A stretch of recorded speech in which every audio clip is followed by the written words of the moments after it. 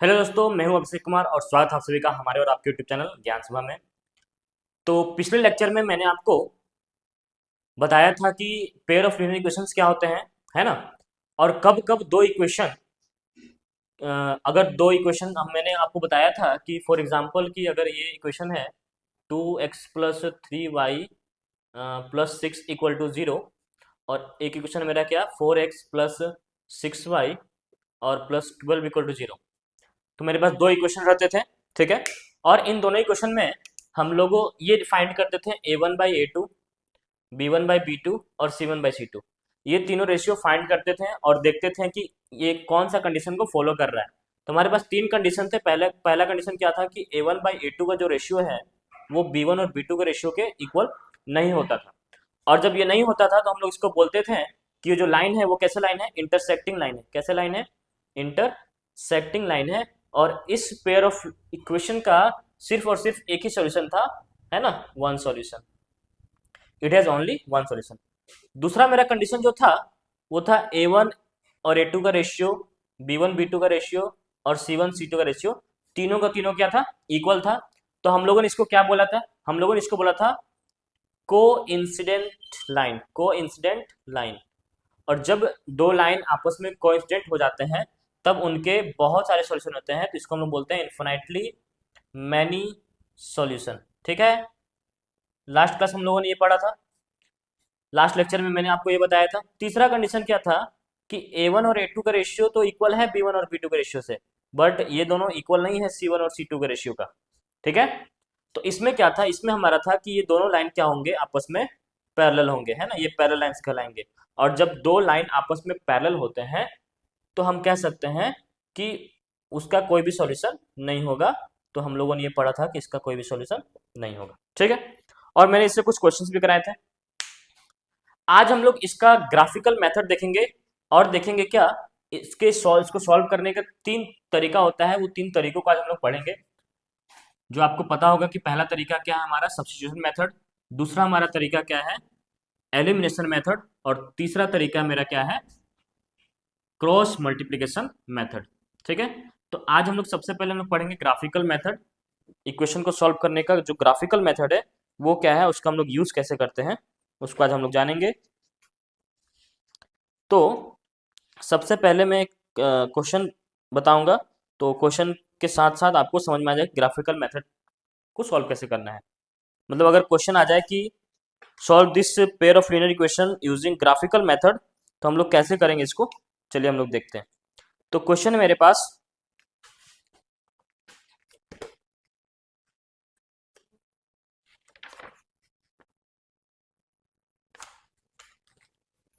चलिए देखिए।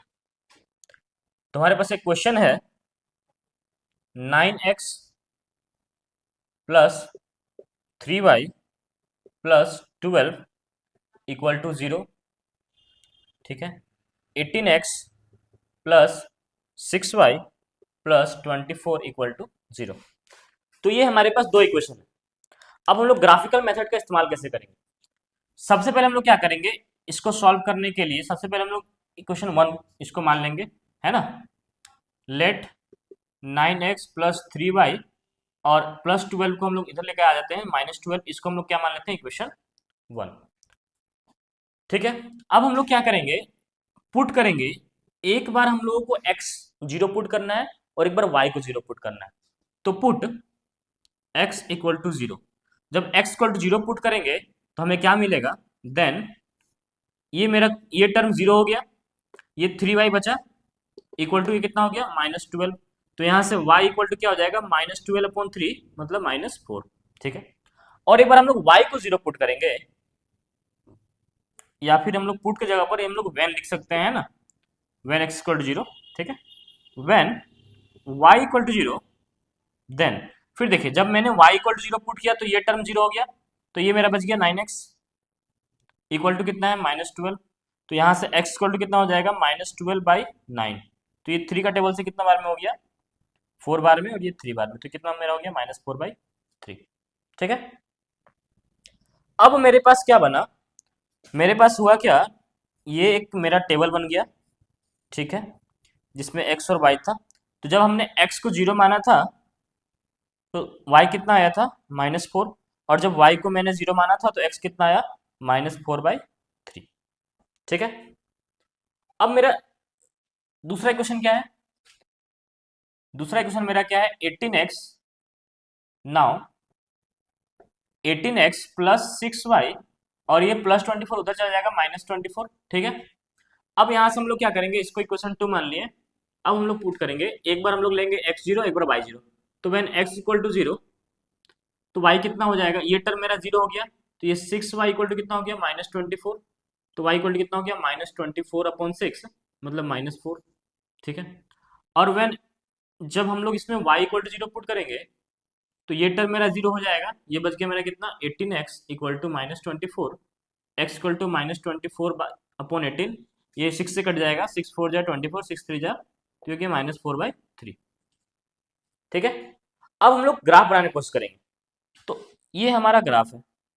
ठीक है। ये मेरा पॉजिटिव एक्स एक्सिस, ये निगेटिव एक्स एक्सिस, ये पॉजिटिव वाई एक्सिस, ये निगेटिव वाई एक्सिस। ठीक है। यहाँ से ये तो मेरा ओरिजिन हो गया ना, 0। यहाँ से हो गया 1 2 3 4 5 6। ये हो गया मेरा 1 2 3 4 5। हो गया -1 -2 -3 -4 -5।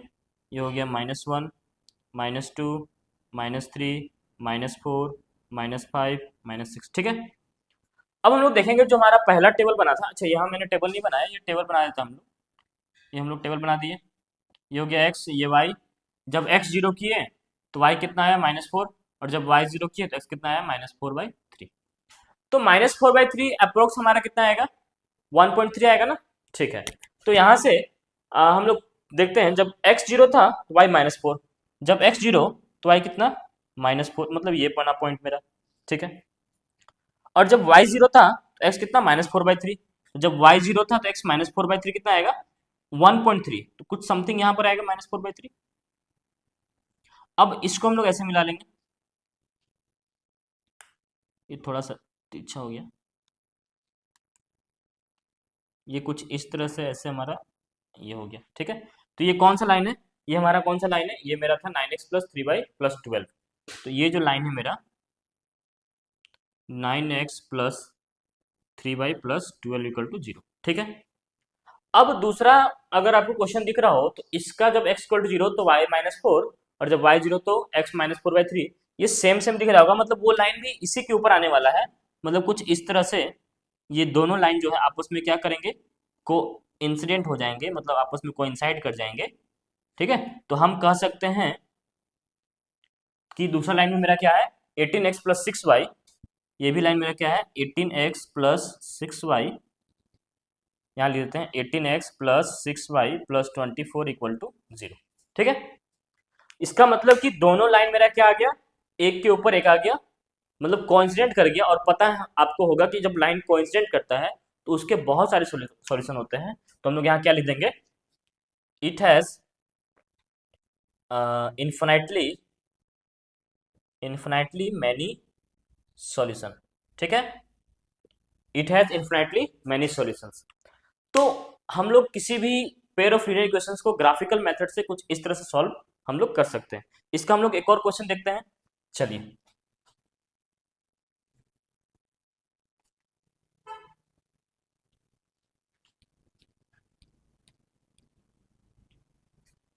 ग्राफिकल मेथड के बाद हम लोग पढ़ेंगे लीनियर इक्वेशन को सॉल्व करने का जो 3 टाइप होता है ना, उसको।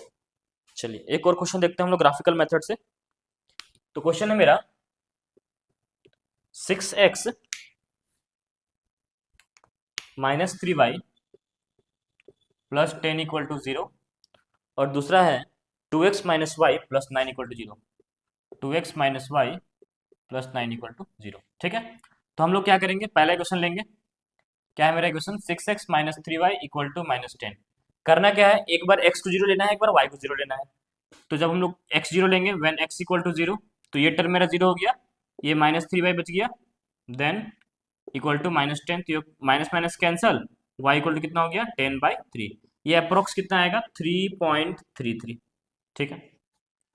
जब हम लोग y0 लेंगे when y equal to 0, then अब y0 ले रहे हैं तो ये y वाला टर्म 0 हो जाएगा, तो क्या बचेगा 6x equal to -10, x equal to कितना हो गया -10/6, 5 और 3, ये लगभग मेरा कितना आएगा, ये आएगा 1.6 है ना, 1.66 आएगा। ठीक है, अब ये मेरा बन गया टेबल x और y का। जब x 0 था तो y कितना आया 10/3, और जब y 0 था तो x कितना आया -5/3। ठीक है, उस तरह से हम लोग दूसरा इक्वेशन सॉल्व करेंगे। दूसरा इक्वेशन मेरा क्या है 2x - y इक्वल टू -9। अब यहाँ देखिए जब x इक्वल टू 0, मैंने क्या बोला, एक बार x को 0 रखना है, एक बार y को 0 रखना है। अब यहाँ मैंने x को 0 रखा तो ये टर्म मेरा 0 हो गया, बचा क्या -y, और इधर कितना है -9, ये माइनस माइनस कैंसिल हो गया, y इक्वल टू कितना हो गया 9। और जब हम लोग y इक्वल टू 0 रखेंगे, जब y इक्वल टू 0 रखेंगे तो ये टर्म मेरा 0 हो गया, तो 2x इक्वल टू कितना आएगा -9, x इक्वल टू कितना हो गया -9/2, ये अप्रोक्स कितना आएगा, अप्रोक्स क्या, ये 4.5 आएगा, -4.5। अब ये मेरा टेबल बन गया x और y का।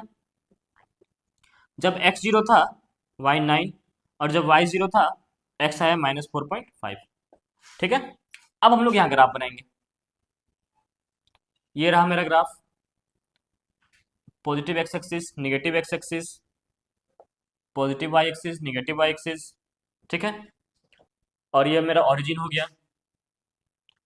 आपको दिख रहा होगा कि x यहाँ पर y 0 था ना, अब आपको दिख रहा होगा कि x का मैक्सिमम वैल्यू जो है x का मैक्सिमम वैल्यू कितना है 1.6, x का मैक्सिमम वैल्यू कितना है 4.5 है ना।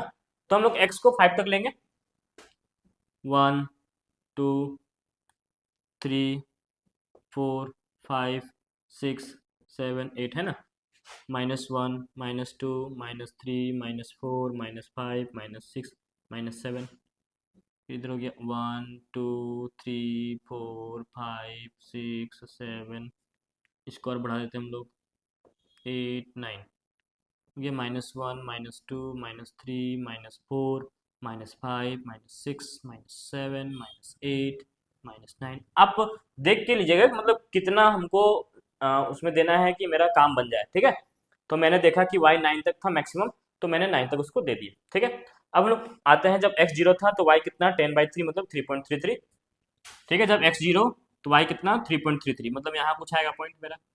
ठीक है, और जब y 0 तो x कितना -5/3, तो -5/3 कितना होता है लगभग -1.6 होता है। ठीक है, तो जब मेरा y 0 तो ये -1.6, तो -1.6 कुछ यहाँ आएगा।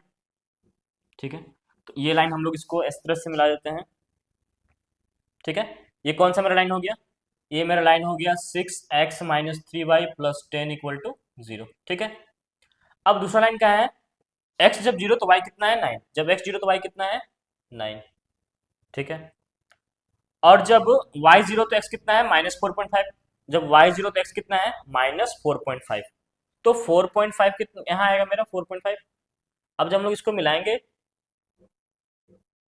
तो ये लाइन कुछ इस तरह से मिलेगा। तो आपको दिख रहा होगा कि क्या ये दोनों लाइन पैरेलल है या फिर दोनों इंटरसेक्ट कर रहा है। तो मेरे ख्याल से आपको पैरेलल नजर आ रहे होंगे लाइन, है ना, क्या लाइन पैरेलल है, हाँ बिल्कुल है। ये लाइन जो मेरा क्या है 2x - y + 9 = 0, और ये दोनों लाइन पैरेलल है, तो हम लोग क्या बोलेंगे इट हैज नो सॉल्यूशन। अगर अब इसमें अगर आपको डाउट लग रहा है तो आप क्या करिएगा, आप a1/a2 और b1/b2 निकालिए।